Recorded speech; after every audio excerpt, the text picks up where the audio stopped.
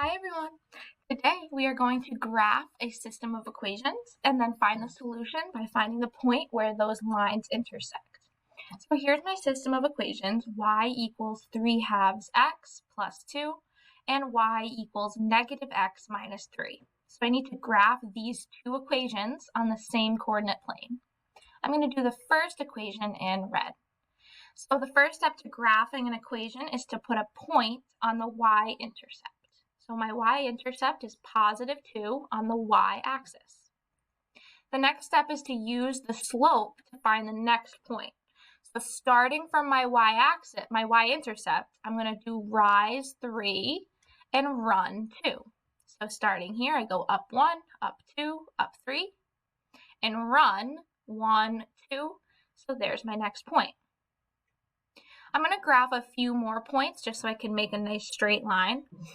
So I'm going to go start at my y-intercept again, and I'm going to go over 2 and down 3, right? Because if I started at this point, I would go up 3 and over 2 to get to that point. So I'm going to do it again, just down 3, over 2, just to have a few more points. All right, I'm going to draw a straight as I can line through these points. I don't have a ruler, so it's kind of tricky, but I think that's good enough. And now I have my first line graphed, so it's time to graph the second line. I'm going to do this one in blue. So my y-intercept is negative 3, so I'm going to put a point on the y-axis at negative 3. And my slope is negative 1.